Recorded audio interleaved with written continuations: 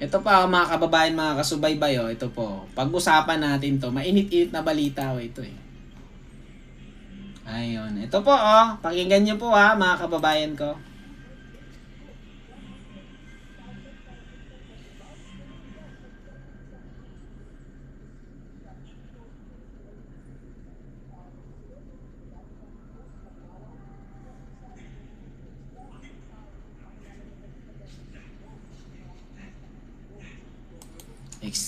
Ito, stop po natin muna.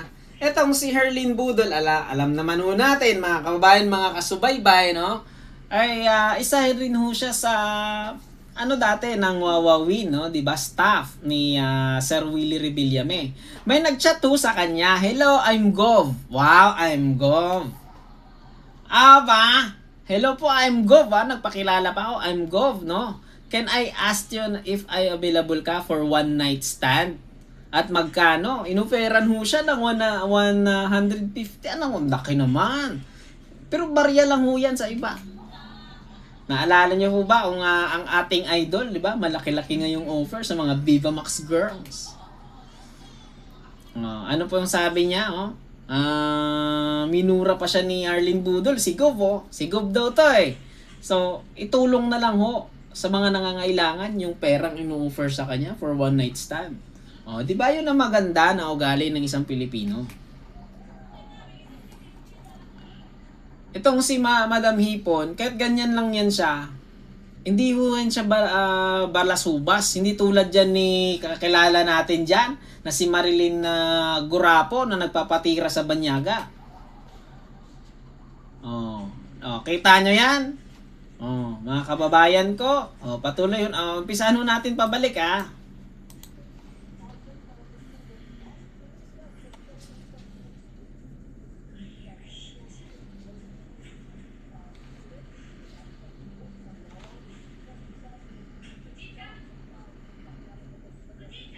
Hmm.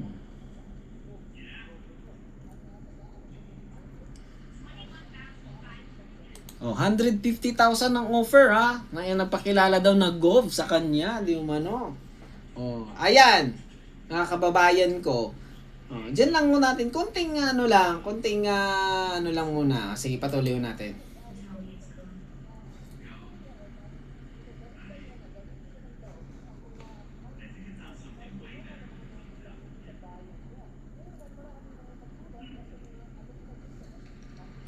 Opo, kasi marami talagang magugulat sa mga alok ho na ganito, 150,000 for one night stand. Ano natin yung pinaka mas mataas, mga 200, yung kanilang mga 400,000 yung mga sa senator natin, 300. Kasi pag ikaw ay isang tao, pag kung tumaas man yung rango mo, yung standard of living mo, tumataas din, pati yung mga expenses mo. Pero pag sumobra na ho dyan ang inyong gastos, so ang ibig sabihin yan, ng iba, may illegal talaga na gawain, mga kababayan, mga kasubaybay. Para sa akin, para sa inyo po, ano yung inyong pagkakaintindi ho, mga kababayan ko. Parang gano'n na rin ho sa akin eh. Kaya marami hong mga tao ngayon na parang ano yung utak na nila, hindi na sila sa politicians. Parang parang naalala nyo si Digong, mga hinahalik-halikan niya yung mga OFWs. Naalala nyo pa yun, na fininger niya daw yung yung ang kanyang kasambahay. Di ba proud pa sila about sa rape cases? Pag maraming rape cases daw, kasi sa Davao yung number 1 ng rape cases, ay po daw, tago nito ay maraming magaganda. Iniinsulto niya pa, di ba? Naalala ho natin ang ating BP Sara, parang biktima din daw ho siya ng karahasan, na ganyan.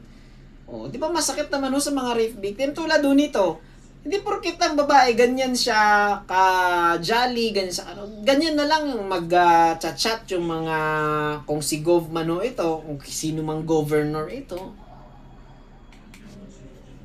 Bakit mo one night stand, 150 Pero, di ba, balita naman natin, balitaan natin yung ating idol, no? Ay, nako. 200 plus nga eh. Tip lang yan ha. Di ba? O may mga balita pa ako dati, yung ating former president, 'di ba, may tinira daw 'yan, di umano sa Australia. Ay nako naman talaga. Ewan ko kung ano, haka-haka lang naman o, nga di umano. Ay nako naman talaga. Oh, ito hindi to anong usapin, hindi basta-basta tong usapin, mga kababayan, mga kasubaybay. Pero ganyan ho talaga. Grabe yung ano, kakasuhan na nga eh. O, ngayong Lunes, abangan ho natin, kakasuhan na nga yung ano eh, si BP Sara. At meron pang 18 ata o 16 at marami pa ho talagang iimbestigahan at iimbitahan, no? Sa trial, sa hearing. Oh. Diba? At saka marami pa talagang hindi gising sa katotohanan. Lagi na lang ang presidente ang may kasalanan. Grabe naman yun. Ayun, no? Magandang gabi po sa lahat, ha. Pasensya na ako kanina na nagmura ako sa ating kababayan, ha. Kasi, ay, nako talaga. Oh, patuloy ho natin. Kasi 150,000 tama naman, no, sabi ng Sai family, itong si Daddy Sai, si Attorney Morgan Sai, si Attorney Solomon Sai, na ano ho, ay pa sa isang karaniwang tao, ang 150,000 malaki na ho yan, isang bahay na ho yan eh. Malaki na yung negosyo na ho yan sa pangkaraniwang tao lang. Ang tanong kasi dito, bakit may mga ganyan kalaking mga offer? Tapos ang mga sahod nila ay parang ano lang naman. Tapos tax pa ng taong bayan yung mga sahod nila. Mga kababayan ko, 'di ba, marami kang questions na naglalabas sa utak mo, sa opinion mo. 'Di ba po, mga kababayan ko?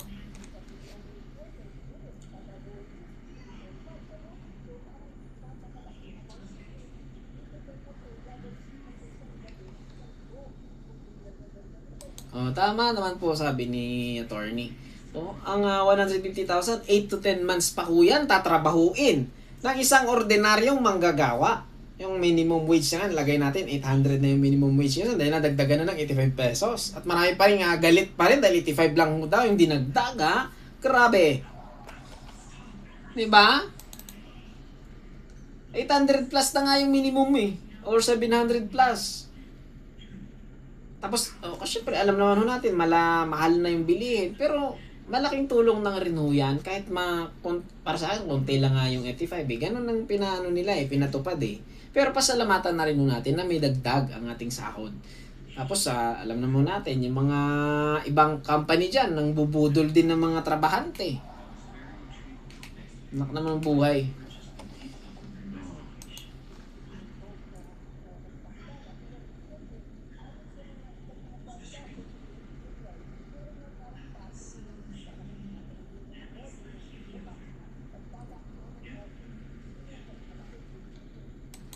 Kasi pagpalakihan talaga ng offer kung itong isang podcaster, no, na mga Viva Max ladies yung kanyang mga laging mga bisita ko, mga kababayan, mga kasubaybay, no. Nag-medbay tinanong siya kung sino yung pinaka may mga malalaking offer, yung mga businessman ho ba o ang mga politicians. Mostly ho talaga ang pinakamalalaking offer diyan, mga politicians. Pero yung pinakamas may malaming babae talaga, halos naman daw ay mga negosyante.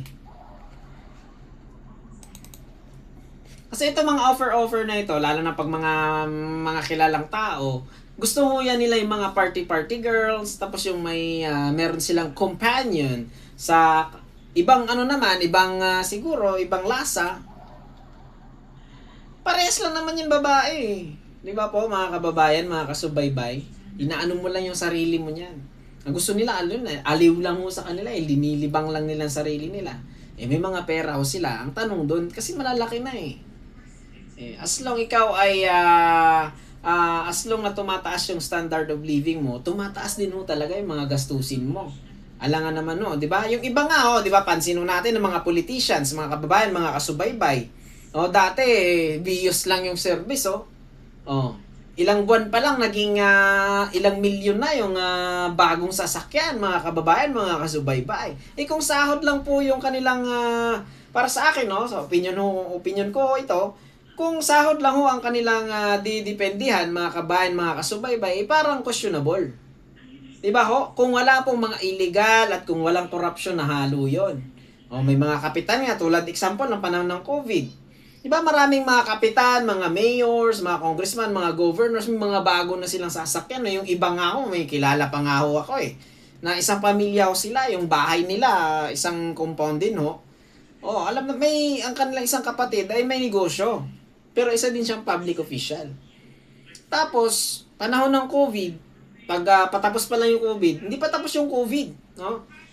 Pandemic, marami ng bagong sasakyan. Parang parang ang bahay ho nila parang bintahan na ng sasakyan. Yung maraming nang naka-display na sasakyan. Kita nyo ho yan, mga kababayan, mga kasubaybay. At ito naman si Ma'am Budol, no? Si Miss Budol, si Misa, tawag po na sikat dito si Hipon, no?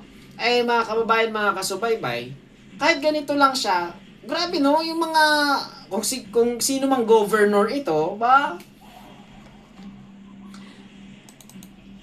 Gov ha, grabe naman, nakikita ko yung pagiging yung respect sa isang babae. Alam naman natin sa past, sa ating history, may mga babae din hong ganun na may mga bayaran talaga in order to survive. Tsaka may mga tao din, mga parokyano, mga hindi lang simpleng tao na gusto rin talaga ng ng ganyang aliw sa laman. 'Di ba po mga kababayan, mga kasubabay, at hindi naman ho lahat. Pero pag ganito no, grabe. Confidential ewan ko lang kung sinong gov to. Sino ba yung gov na kilala nyo dyan na mahilig sa sa babae? 'Di ba? Ginagamit ho nila ang kanilang pera sa sa ganitong mga bagay. Pero para sa akin, nawawala yung respect ko dito sa isang babae. No? Ay nakakaawa. Nakakaawa po yung mga babaeng ginaganto. Pero yung tanong ho dyan, saan sila kumukuha ng perang ganun? For one night, 150,000. Yung iba nga, 200 plus pa. In order lang sa madali ang aliw ng laman. Di ba po? Grabe naman. Tapos, ang 150,000 na yan, mas maganda talaga ibigay mo na lang sa sa mga nasasakupan mo sa mga nangangailangan. Kaya nga pagdating sa election, mga kababayan, mga kasubaybay, ang dami-dami pera, sako-sako talaga yan. Grabe talaga. Dapat proyekto, dapat yung puntahan nito, hindi babae. Kaya nga maraming mga issue sa flood control at kung ano-anong project. Kasi dito napupunta ho, Kita nyo ho yan? Gov! Hi, Gov! Kamusta naman? Grabe ba? No? Mga kababayan ko, nakita nyo ho yan? Highlights,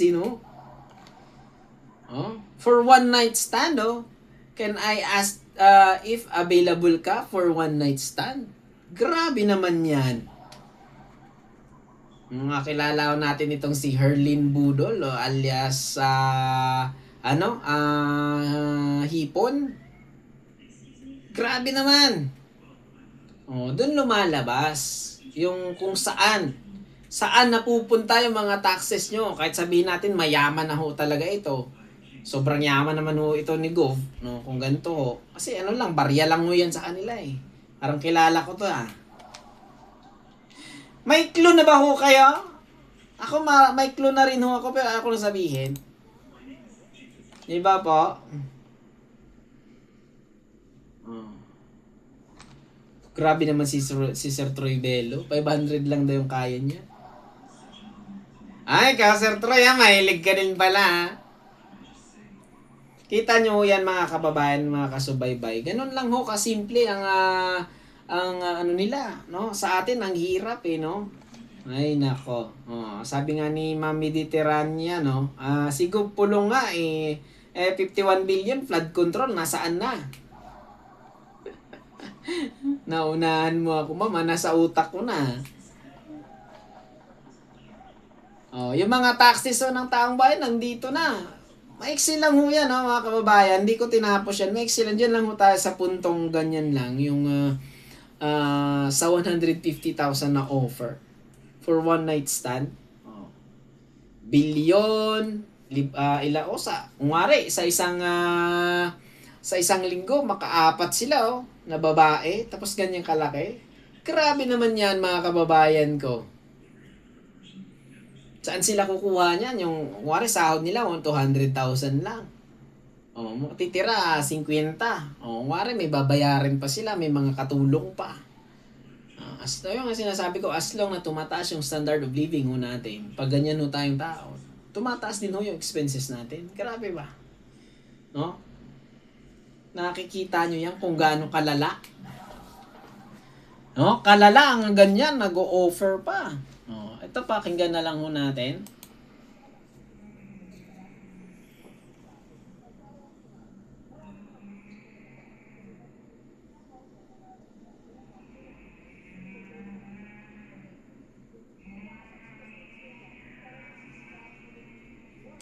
Opo, parang gano'n eh, yung susirain mo talaga pag politicians, lalo na pag VIPs. O kukuha ka ng mga sikat na tao, kukuha ka ng mga babae talaga na kilalang kilala. Sisira, pag politicians talaga, boom! Grabe yung pera sa kanila, sukli lang yan, yung mga ganyang kakapal. Ang tanong dun, saan yun galing, mga kababayan ko? Ma'am Chona Wallbridge, ako na si Ballpoint po ay naka-monitor lang po sa kanyang dito sa kanyang channel po, Ballpoint Man 2.0. Tama, hindi rin ako naka-live dahil medyo may technical problem, and then nagpa-power shortage pa ho dito. Kanina 2 beses ng power shortage. Diba mga kababayan, mga kasubaybay, simple no. Grabe naman 'yan. Isang governor. Diba? Saan pumupunta yung mga taxes nyo? Sa mga berbelats. Inoopera ng mga ating mga idol na politicians. Sino ba yung politikong may bahay bimbangan? Maraming salamat po, Ma'am Grandpa PHTV. Ayun. Nagalabsyara po, Ma'am Chona Wallbridge. Tindi kita nyo ho yan, mga kababayan. No? Diyan pumupunta ho ang ating tax sa ating inang bayan. Nakikita nyo yan? Kung gaano tayo binubudol ng ating kapwa Pilipino.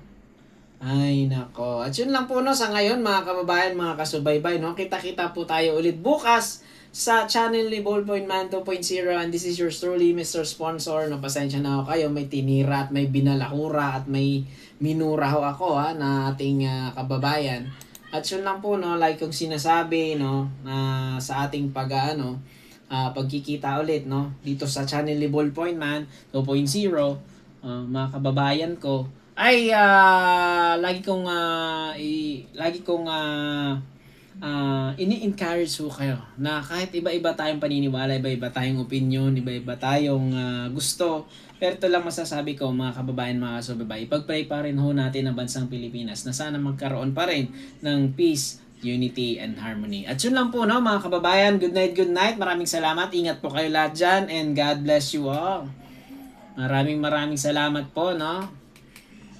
Ayun no. Ingat din ho kayo sa inyong mga trabaho diyan, mga kababayan ko. Saan man kayo sulok ng mundo, mabuhay ang sambayan ng Pilipino, mabuhay ang bansang Pilipinas, mabuhay tayong lahat.